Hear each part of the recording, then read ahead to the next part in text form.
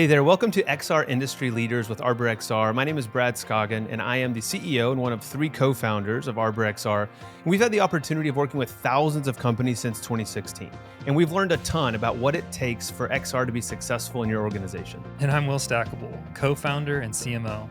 This podcast is all about interviewing the leaders who are on the ground making XR happen today. True pioneers in the space, from Amazon, Walmart, and UPS to Coke, Pfizer, and beyond, to uncover the pitfalls, lessons learned, and secrets that you can use to help grow XR in your organization. All right, well, today we get to sit down with somebody who has been in VR almost exactly as long as we have. Chris Brickler. Chris is the CEO of MyndVR. Chris, it's great to have you on the show today. Thanks, Brad. Nice to see you, Will. So you've been in 7 years, almost like us, but before getting into VR, you have a pretty interesting background from Verizon to working at a production company. I'd love to just hear a little bit about, kind of how that background led you into VR. Oh, yeah. So, I'll never forget, it was like 1993. I was down at the University of Texas campus, and I saw Mosaic for the first time. We were all working on Gopher as a way to communicate on the internet. And when I saw that, I saw that the internet was really going to change the way our culture exists. I just saw how much disturbance the internet was going to cause once we had a graphical user interface.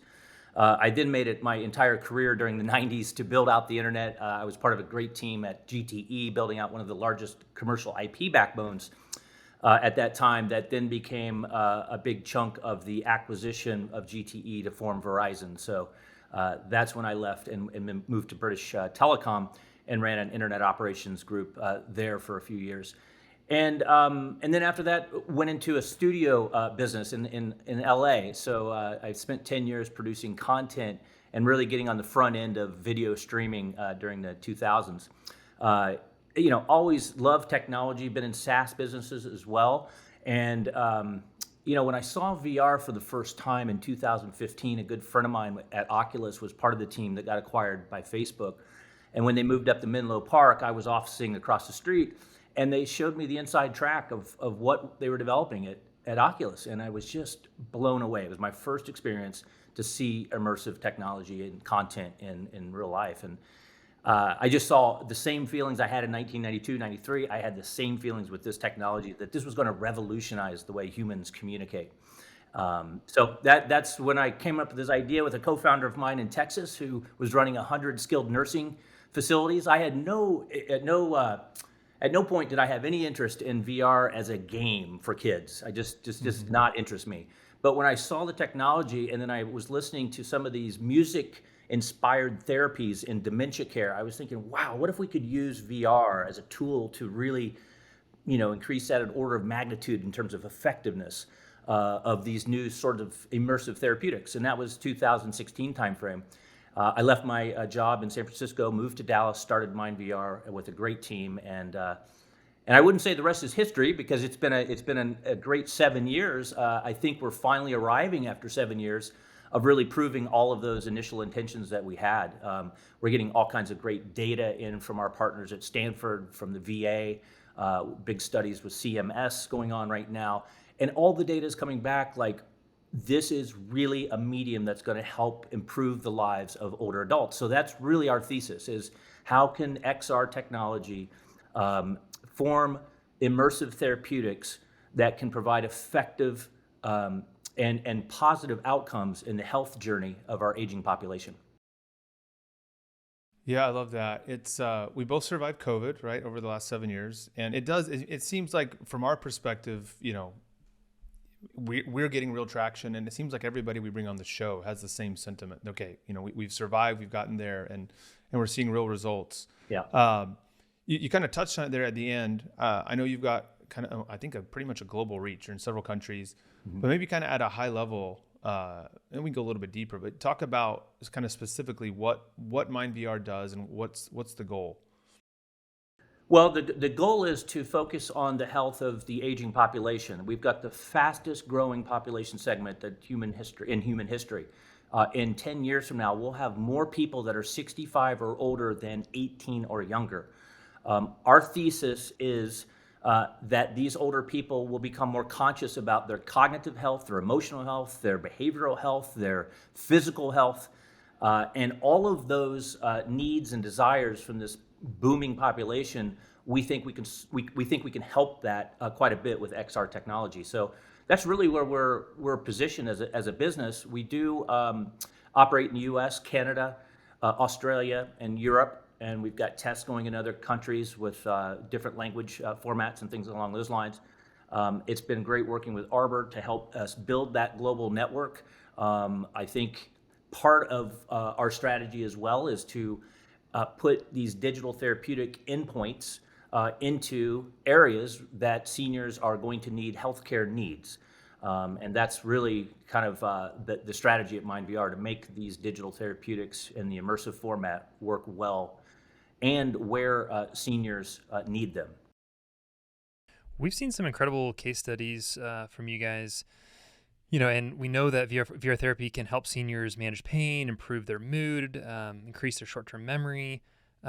Could you share a story or two about how VR is making an impact with seniors, even if you have one that a specific senior care home or something that kind of stands out to you over the last 7 years of these moments where you're like, wow, this is why we're doing what we're doing? Yeah, there is countless examples of that.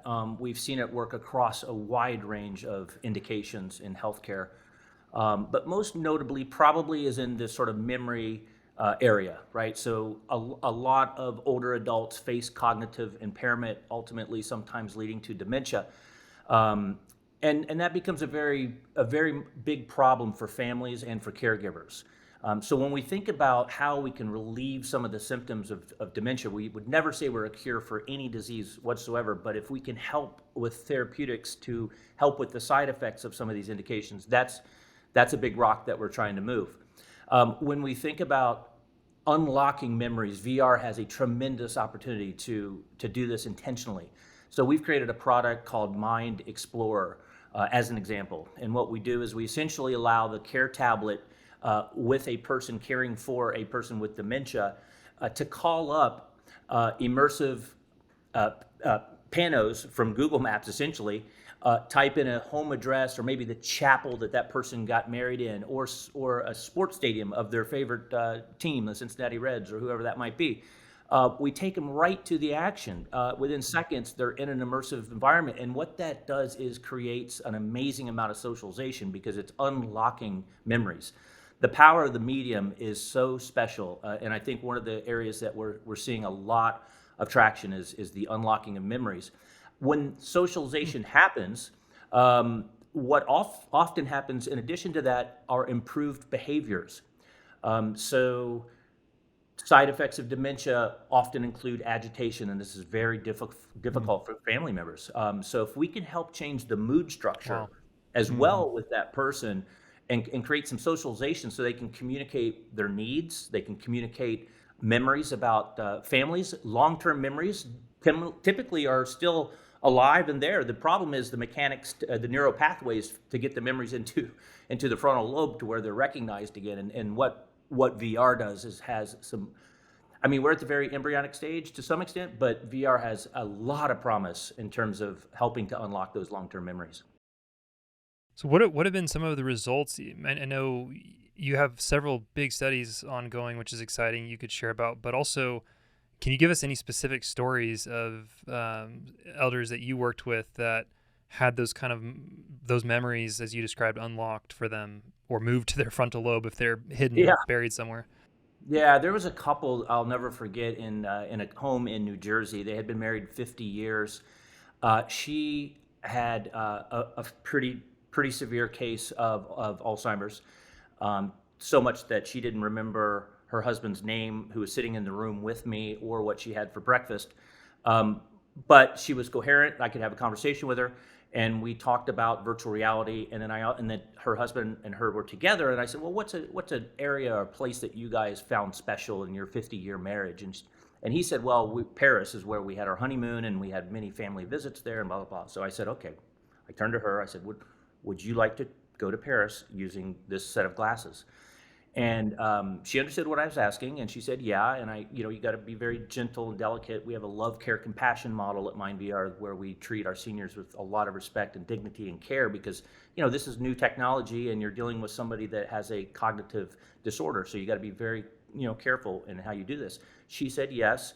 We then put her into Paris, and literally within 30 seconds, she took the glasses off, and she was present with her husband and the entire room of clinicians, telling us about her family, her names of her kids, the family, the places they went, to the Eiffel Tower, to the Louvre, to wherever we took them in VR, and it was just tears of joy. I think by 10 people in the room, the husband was just amazed by by the fact that he could actually have some time to be present and relive some of those memories was so therapeutic for him. So that's an example, and I could probably talk for another 2 hours on examples like that. That's awesome. I love that. Can you just clarify one thing for our listeners? When you are you targeting, senior living centers, hospitals, individuals? What's kind of the target? Yeah, so we really look at the market and say, where do seniors receive care? Certainly skilled nursing is a big area for us. Tens of thousands of skilled nursing homes across the U.S. Senior living often will have multiple components across the continuum of care, including independent living, assisted living, memory care, and then all the way to hospice. So we find ourselves providing our solutions to major hospice providers, to major operators of skilled nursing and senior living. But we also find ourselves into outpatient clinics and things along those lines. We're really developing a whole new set of capabilities on the MyndVR platform that address occupational therapy and physical therapy.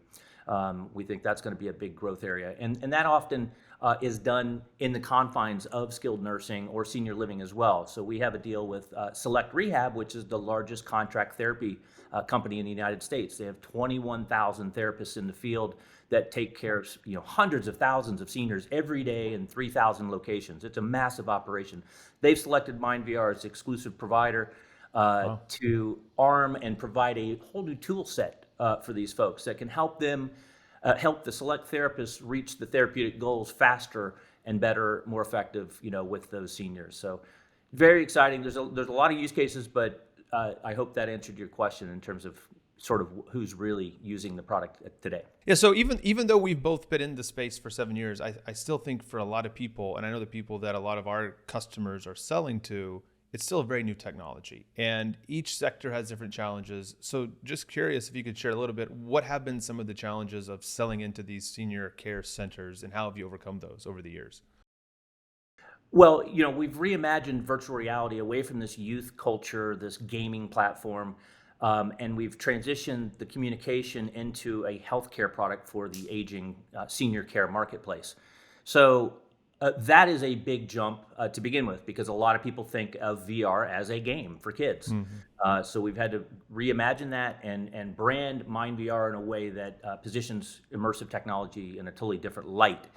That's been a big challenge, but I think it's one that we've got to over 7 years now. I think we're at the place where now most operators know that VR is alive and well and is going to disrupt their operations in fairly big ways. So where we might have had resistance earlier in the years of development, we're starting to see a floodgate of interest as it relates to ROI improvements so we can train their staff effectively better in terms of caring for people with dementia or Parkinson's, diseases that are hard to care for, and often caregivers don't have the right training and skill sets. So the MyndVR platform is sitting in these communities and can provide that. When CIOs and CFOs hear about that, they start to think about the ROI improvements to not just VR as an activity, but now VR as a training modality. And then where we're really heading and where all the data is pointing to is in the efficacy around a tool set for occupational therapies and physical therapies, right? So you have those sort of three areas now that are all performing in an ROI level. The interest at the C-suites is much higher than we've ever seen it in the 7 years since we started this.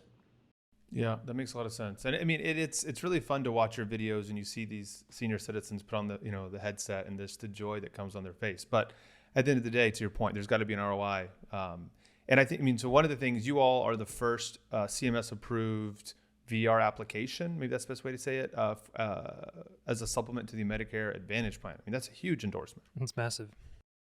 Yeah, so it's great. We're pushing the regulatory boundaries quite hard right now on a number of fronts. But the good thing is that CMS, which is the Center for Medicare and Medicaid Services, the major juggernaut in the U.S. healthcare system that controls a lot of the funding around reimbursement for therapies and devices, we're finding that XR technology is being received fairly well, and we feel like the regulatory climate is thawing out quite a bit, because data is coming in behind all the products that we're launching to support this.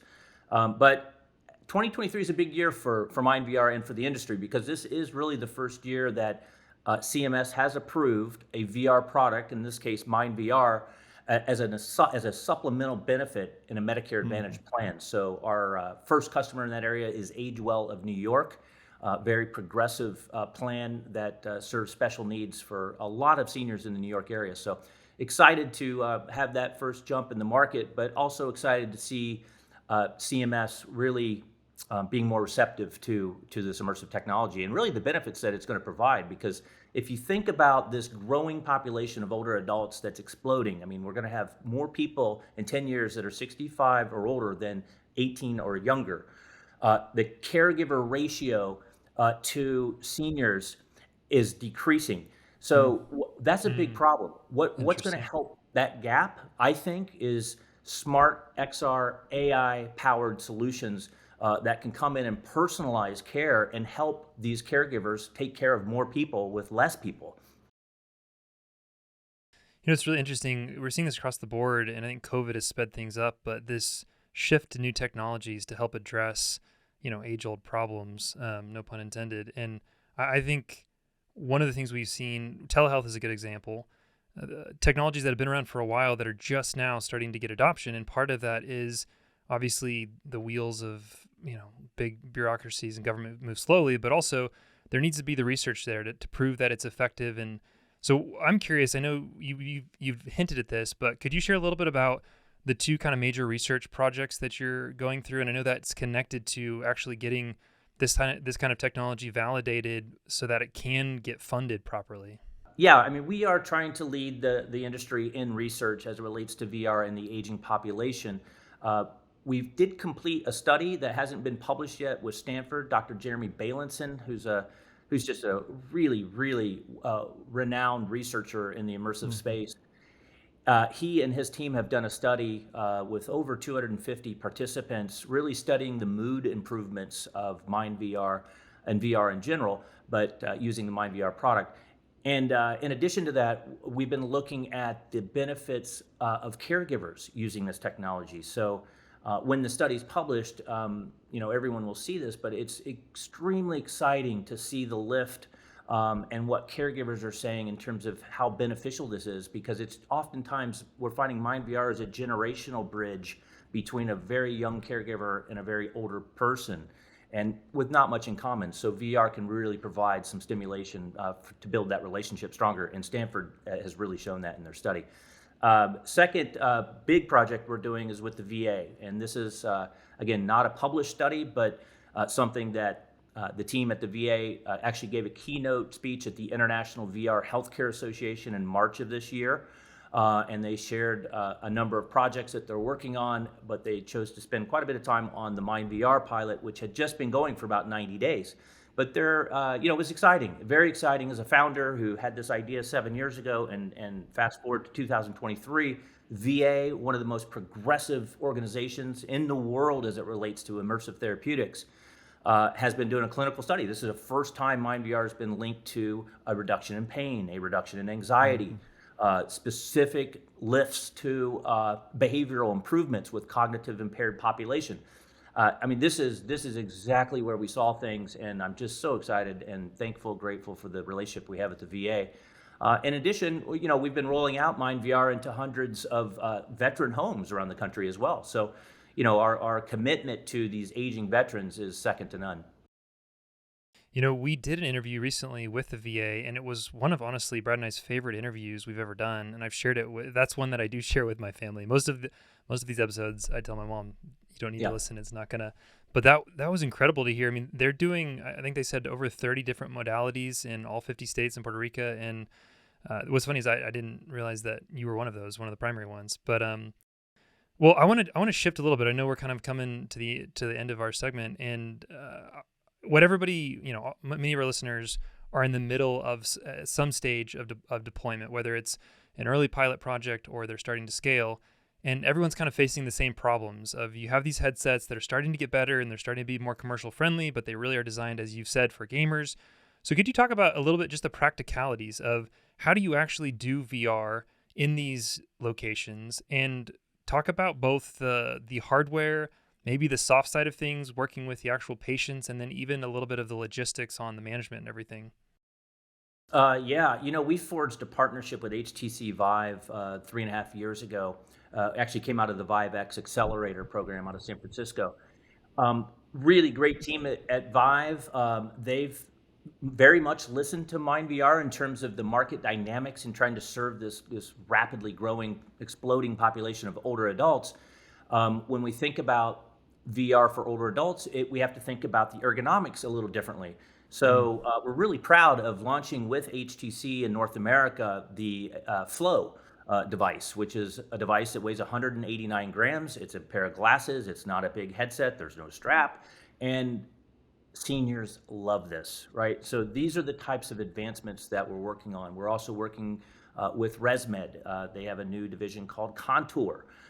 Very smart move on their end, where they're building silicone foam face interfaces that can allow for longer periods of time in VR, which means that we have the ability to use immersive therapeutics in much more meaningful ways.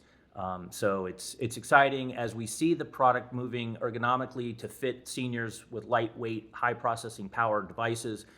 We also have to think about the comfort factor, and that's the big challenge in the industry right now. But I think we're making some headway there.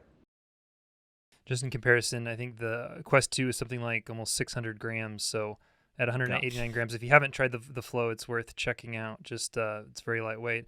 So you've got this fantastic new headset.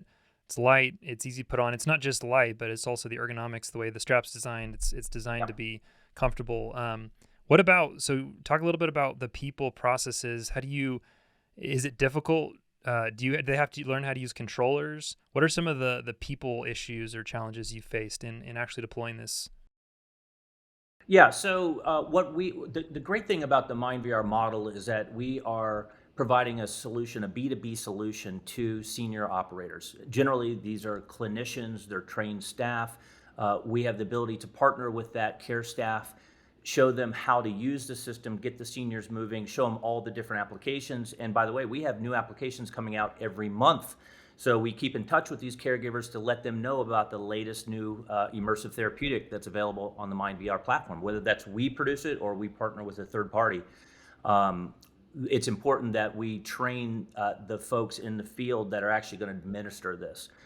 That seems to be working really well. I mean, we've got a great client success team, and there's just a lot of interaction. We get a lot of feedback from these clinicians as well. Hey, if you did this movement or this movement, it would actually help in the routine of therapy better. As an example, we created this really fun butterfly game. You're in a beautiful meadow. There's digital butterflies flying around, and Select Rehab, the head clinicians at that company, gave us some feedback and said, listen, if you make those butterflies fly in diagonal patterns that match into PNF, we're actually making physical therapy more fun, and it's engaging, and we're taking them out of a routine that sometimes isn't the most motivating. So we think MyndVR could be really motivating to that senior to actually want to do the therapy and not even really knowing that they are doing the therapy while they're having fun. I love it. I think I've actually seen videos of that. I don't know if I've had a chance to try that module, but I was actually thinking the whole time you're talking, I was thinking I've got to get my hands on one of these. I know you have several different products that are for different uses, but my wife has both of her grandmas are in their 90s and would probably love to, go revisit some of the places they used to live. And so anyways, I definitely want to check this out afterwards, and we'll include some links in the show notes if anybody else wants to see that. You've got to see the the new demo video for the MyndVRX or whatever. That's very cool. Last question, just on practicalities. So we always go kind of hardware and then soft side of things, people. What about this is, what about device management? What about, and beyond device management, what about just how are you managing? You're working with thousands of providers all over. What is the practicalities of that look like for your team? And you just said that you're constantly developing new apps and new applications. So what does the day-to-day look like for you guys? Well, yeah, so this is a very new science. I mean, we're building probably the largest immersive therapeutic network that I know of that hits healthcare in so many different areas. We've got to have all kinds of processes in place to ensure device operability is functioning at the highest level.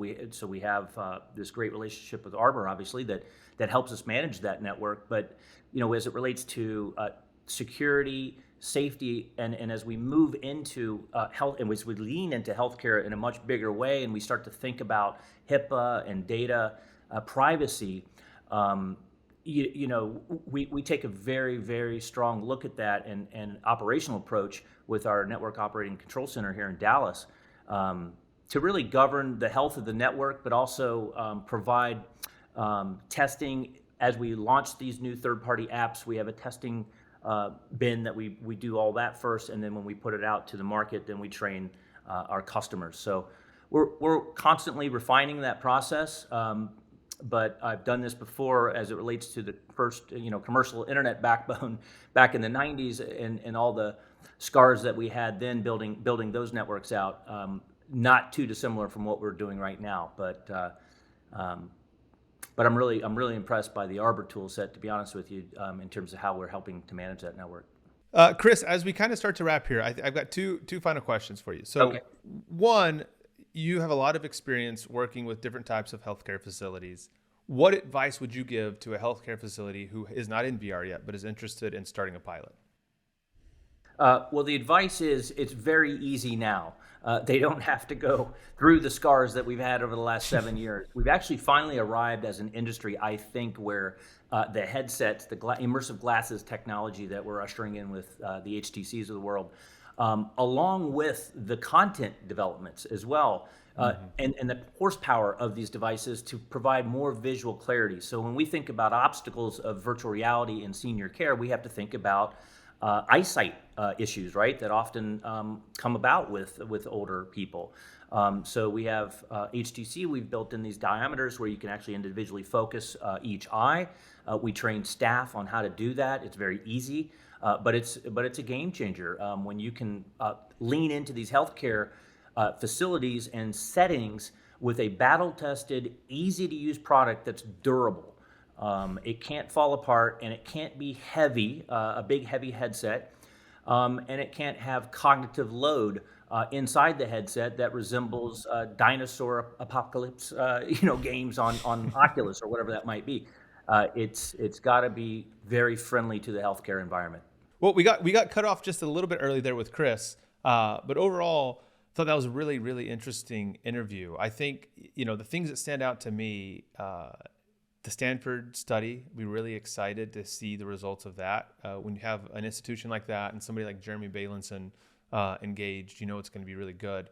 But also the CMS approval. I mean that's a huge deal. I think things like that, without question, really benefit everybody in XR. When you have institutions like that validating the effectiveness of XR. I know it's another example of something you'd never hear about on the news. It's under the radar, but tens of thousands of seniors and caretakers are using this technology through MyndVR across, US, Australia, Canada, the UK, and elsewhere. And it's happening. It's like it's under the radar, but it's picking up, and it gets me excited. I think they're an example of, we've said this many times, but a big part of our why with Arbor, why we started this company, was to be part of using this technology to make an impact beyond gaming, beyond entertainment, which is great. But and to me, this is, when he was talking about being able to sit alongside, my grandma actually had dementia in her later years, and she would oftentimes forget who she was, or she'd kind of come in and out of it. And I had the same experience with her, that sometimes just asking a specific question would kind of unlock her brain again in a way and would bring her back to herself. And so I think this technology is incredible. And for anybody who has aging parents or grandparents, I'd encourage you to check it out. We'll make sure to include links in the show notes. But I think this type of thing could really be a powerful tool for people. And like you said, this is the largest growing demographic segment in history.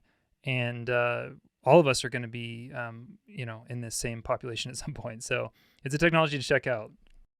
Yeah, definitely. And I think it's worth just saying or acknowledging just his willingness to stick this thing out, to make it through COVID, and to get to a point now where the technology is converging with the demand, with, several things are converging, and it feels like he's getting very close to critical mass, which is, again, I think exciting for all of us who are in XR. Well, as always, we appreciate your time. Thanks for joining us, and make sure you check us out wherever you watch or listen to podcasts. See you next time.